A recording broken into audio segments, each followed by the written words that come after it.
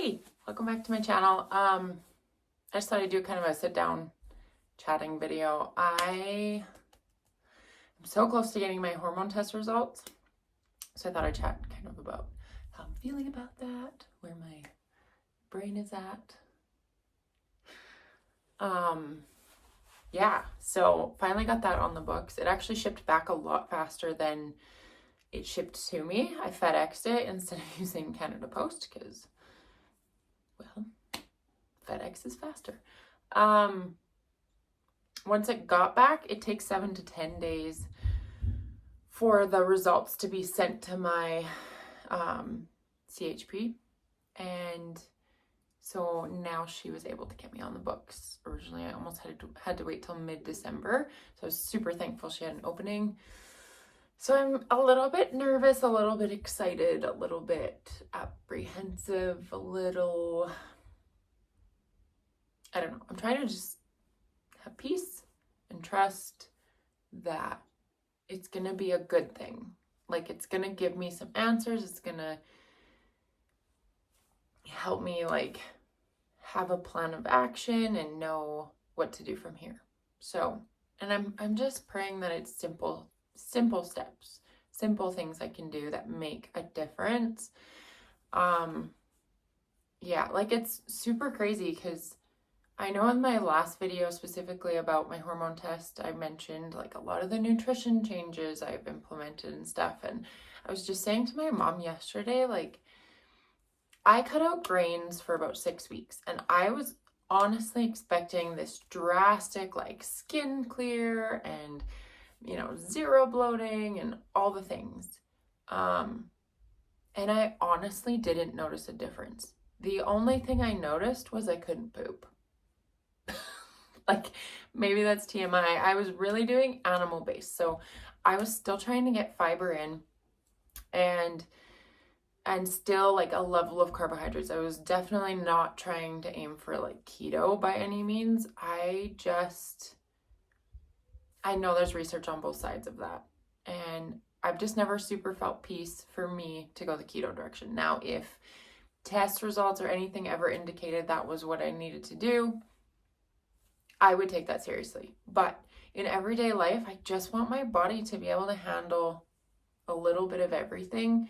And I know that like our livers do require glycogen, and that's their preferred fuel source. Our body's preferred fuel source is carbohydrates. Now, you could have a big long video just on that, but this is just where my mind is I'm not ready to say goodbye to carbs.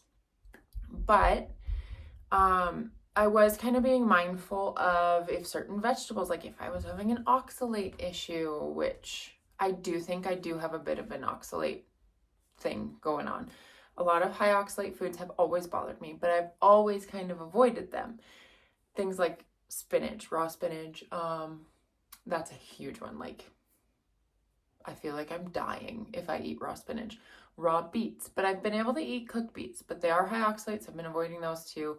I've been sticking to like winter squash and just things that classify more as a fruit. And I felt great, like I felt fine, but yeah, I still wasn't able to like get enough fiber in somehow.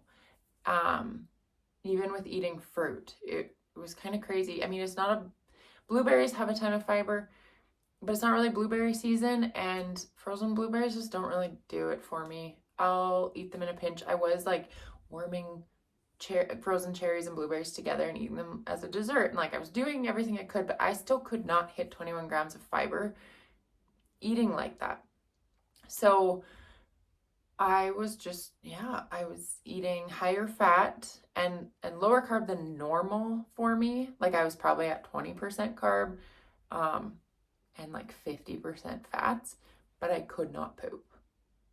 Like it was not good. And my skin freaked out at a certain point. And it was right around that time where I was like, yeah, it's probably because stuff's been sitting in me for too long.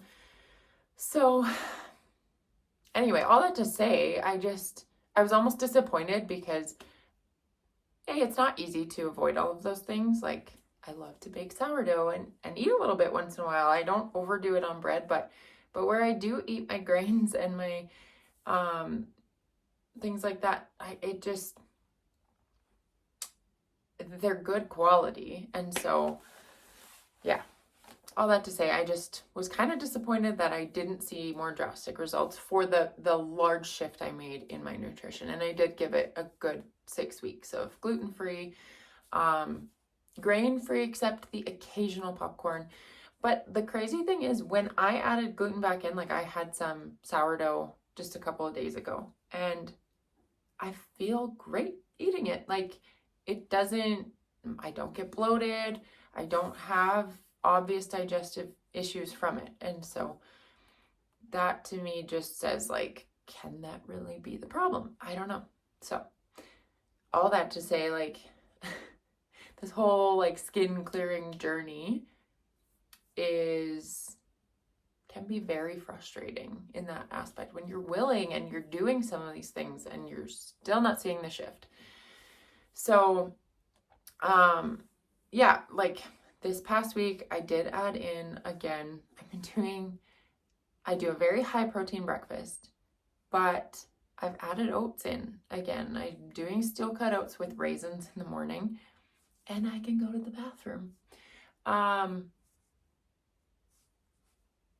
And I feel good in my workouts. Like I feel like I need those carbs to like give my muscles what they need to go and work out as well. So it's very interesting. Sometimes I feel like I must just be wrong because everyone else says the other way is the way to have all the energy and feel good and not have bloat and all that. But I really don't find that. I notice a lot more bloat when I'm eating those things. So, my skin right now is on the like clearing end of things. It's still not perfect, but it's on the upswing, and it's way better than it was about a week and a half to 2 weeks ago. Now, also just finished my cycle. Don't know how much all of that has to do with it. So I think I'm just really hoping for some answers, and maybe there's just some simple supplement or something that is what I need to like balance things out. So that's kind of where I'm at the moment. I actually have quit taking a lot of my supplements that I was on just in the last week or so here as well, because I wasn't sure if something as far as that was making it a hard time going to the bathroom. I don't know if I need to change my magnesium to the other kind, because I'm not taking the kind, I can't remember the different types, but I'm not taking the kind that makes going to the bathroom easier, because it's never really been an issue for me until I like switched my diet so drastically. So yeah, those are all my little tidbits right now.